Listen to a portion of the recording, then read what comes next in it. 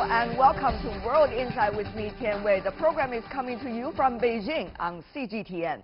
The APEC Leaders Meeting this year has concluded in Papua New Guinea. China's Hong Kong SAR, as an important member economy of APEC and a founding member of the WTO, epitomizes the benefits of inclusive growth. The Asian tiger economy consistently ranks high on the ease of doing businesses and IPOs. I sat down with Hong Kong Chief Executive Carrie Lam at the sidelines of APEC meetings, and she explains how she plans to steer her city towards free trade within the Greater Bay Area and throughout APEC. China wants to make a deal. A possible shift in U.S. trade policy towards Hong Kong. Things that they're willing to do. A recent report by the U.S.-China Economic and Security Review Commission, or USSC, urged a rethink of the city's special trading status distinct from China. We expect that Hong Kong Chief Executive Carrie Lam earlier criticized the USSC report and warned that any change to the U.S.-Hong Kong trading relationship would harm both sides. Hong Kong is treated as a separate trading entity under the U.S.-Hong Kong Policy Act, which was passed in 1992 in preparation for Hong Kong's return. In response to the controversial report, the U.S. State Department reaffirmed that it will pursue cooperation with Hong Kong on trade and economic policies. Does this report indicate a threat to Hong Kong's special status with the U.S., or is it a ploy to use Hong Kong as a bargaining chip in the trade war?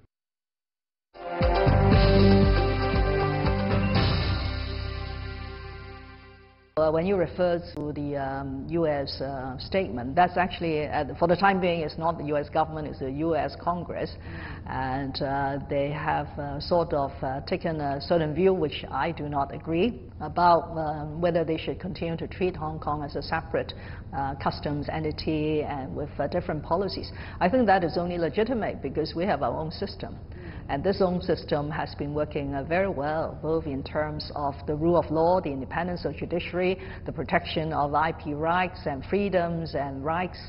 So there is very little justification for changing that relationship with Hong Kong. So how is Hong Kong going to find its right way of interacting with these two biggest economies in the world? The right way, Tian, is found in the basic law. The clear direction is enshrined in one country, two systems. So whatever we do, the important principle is to safeguard one country, two systems. And this is not only my view, it is also the view of the leaders in the central authorities, because they want Hong Kong to sort of stick to one country, two systems. And that means that while we respect and preserve the one country, at the same time, I need to safeguard the Hong Kong system. With the changing of the picture in the region and the debate that you have witnessed, this year's APEC, for example, could further complicate the situation, some argue, in Hong Kong. Well, from my perspective, or from Hong Kong's perspective, there could be only one way, and that is free trade and open market, because these two important features actually underline Hong Kong's success over many years, because Hong Kong is a very small city. We do not have much natural resources, okay? We have very good people. So the human wear together with our openness have given Hong Kong's continued success over the years. So Hong Kong is a very strong supporter of free trade and open market and the multilateral rule-based system. The very fact that Hong Kong, China, is herself a member of APEC is very telling. Because that reflects we are a separate member, separate from the People's Republic of China as a member of the World Trade Organization. In fact, we were a founding member of the World Trade Organization in 1995 before our country joined the World Trade Organization. So wherever we go and whichever international conferences I attend, our advocacy is on free trade and removal of as many barriers as possible. And that philosophy has been guiding our trade policy since I took office last July. So within a period of about 15-16 months, we have been very active in engaging other economies in negotiating on free trade agreement, investment promotion and protection agreement. And I'm very pleased to say that it is during these days in the PNG APEC meeting that Hong Kong and Australia have jointly announced that we have successfully concluded the negotiations on a free trade agreement and have issued a declaration of intent. So I look forward to concluding more free trade agreements for the benefit of Hong Kong as well as other economies. Congratulations on that, Madam Chief Executive. However, you do see among the APEC 21 economies, there are certain numbers of them that do not necessarily subscribe to the concept you just mentioned, yes. Free trade regionalization, even having difficulties now having a statement eventually. Madam Chief Executive, what do you think is the nature of this? Is this a very different view about how trade should be done? Or there is much bigger picture of geopolitics at stake to some of the members? But then, on the other hand, if trade is not done, it's not good for anybody. Exactly. I think the Asia-Pacific region will continue to be the engine of growth, as we have seen over the past years, because there is that desire to really bridge the gap and improve the livelihood of the people. Ultimately, every government should bear in mind, as President Xi Jinping said, is we are people-oriented.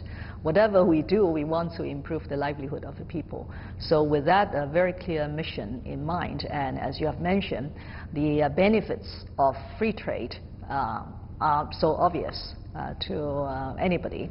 So all economies should really work hard. But I have to say that with economic globalization, with the benefits of economic growth not being felt by everyone in society, we have seen, and I have seen some of those in Hong Kong, there is an emergence of grievances. Or why do I not having an opportunity of upward mobility? Why is my job being displaced? Why it's so difficult to buy a flat, for example? So I said in these APEC meetings that there is a very strong role of government to provide the needed social policies in order to bridge that gap.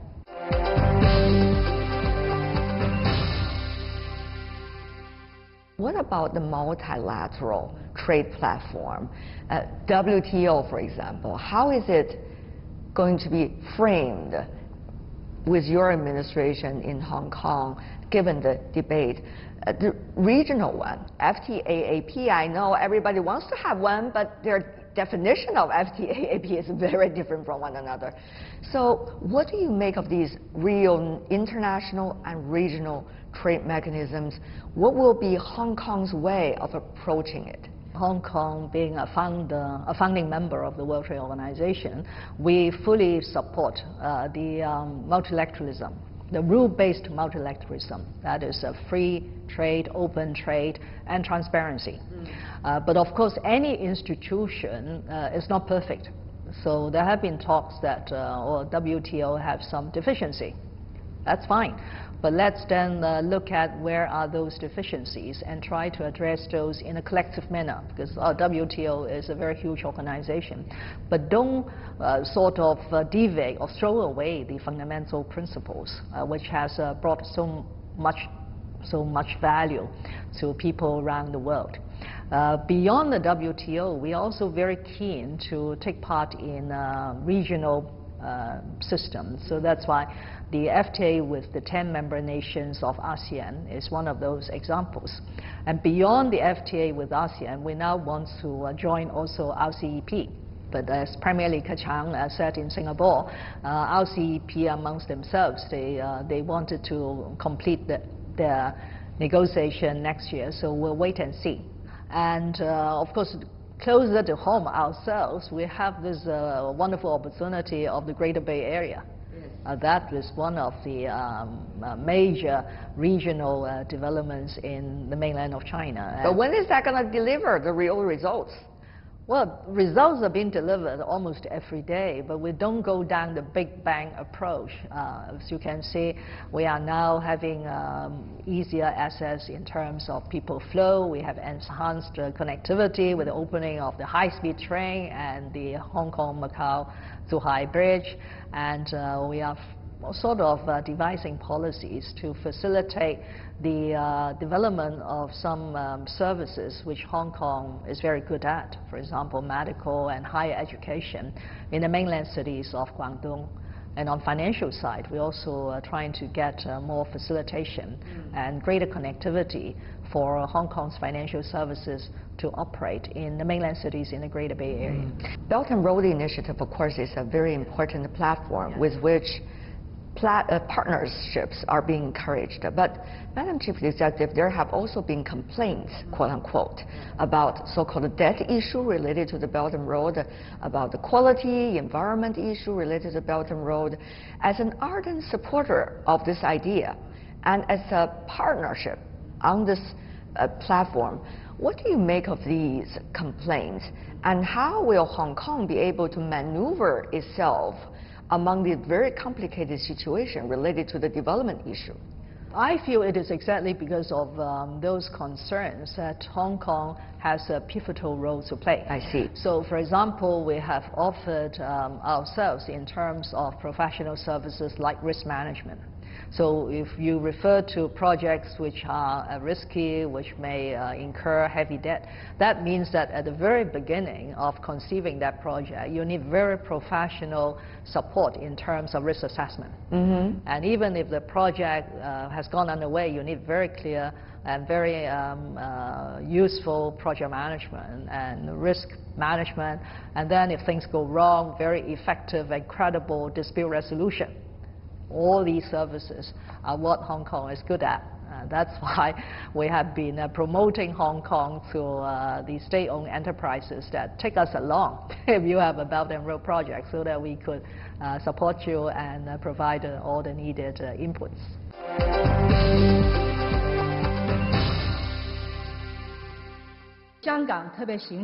Carrie Lam was sworn in as the first female chief executive of Hong Kong in July 2017.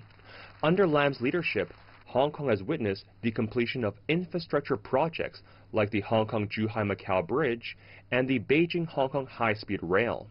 On domestic issues, Lam has strived to make housing more affordable to the densely packed population. What else does Hong Kong's fifth chief executive have in store for her city? The fear in politics these days, that seems to be a way that some try to instill into people's mind and therefore suggest the role of importance for themselves.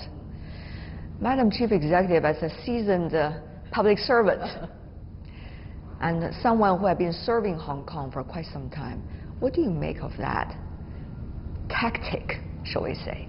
Well, I like your term, Tian, to describe me as a public servant. My whole mission in life is really to serve.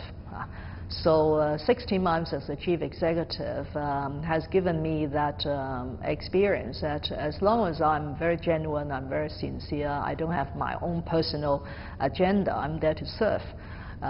You can dislike my policies because there's so many vested interests in society, but you cannot too easily discredit a chief executive who wants to do good things for Hong Kong.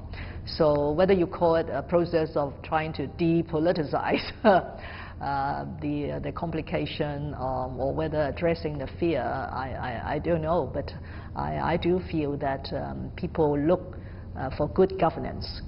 As long as there is good governance and doing good things in a fair and just manner, then it would not be too easy for people to become too politically motivated in a not a very rational way.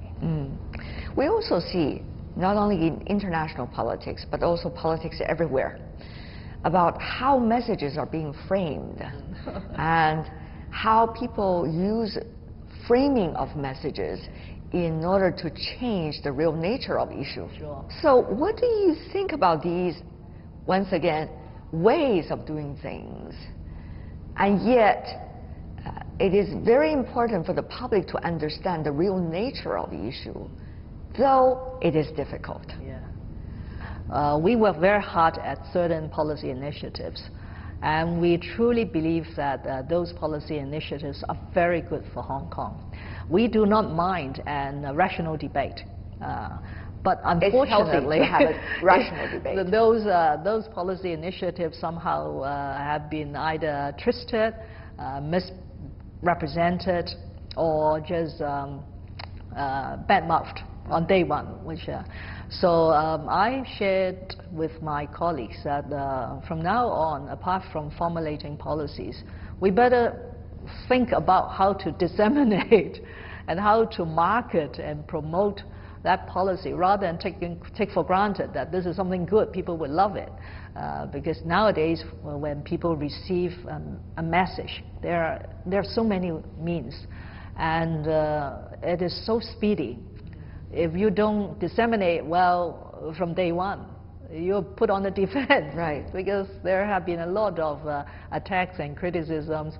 So this is something where I have learned. So I hope in future, when we have a good policy, a good message, we will be able to market it well. It's good to have good competition.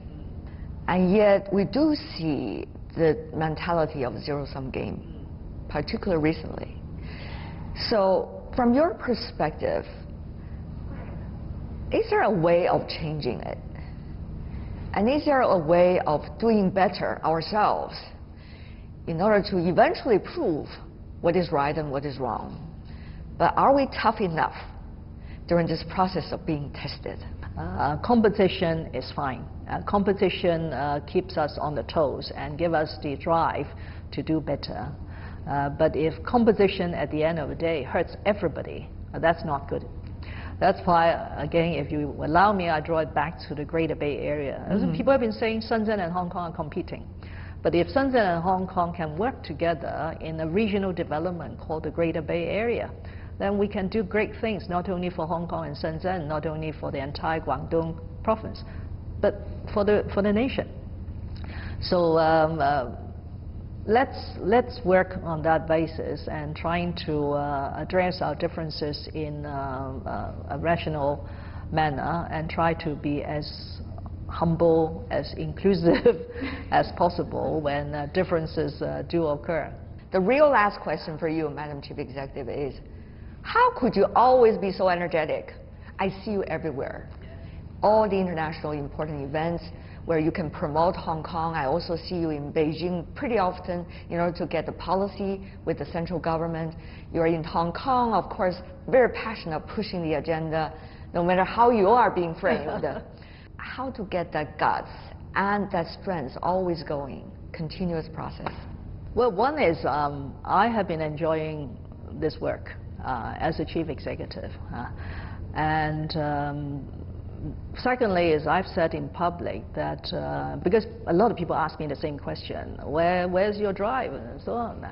I said that the ability to improve the livelihood of the people is my source of energy and drive. So to have this honor and privilege to be the chief executive of Hong Kong, I certainly will do my utmost to improve the livelihood of the people of Hong Kong. Thank you so much. Not at all. It's such a pleasure to see you once again. Thank you. All the best. All the best, Tian.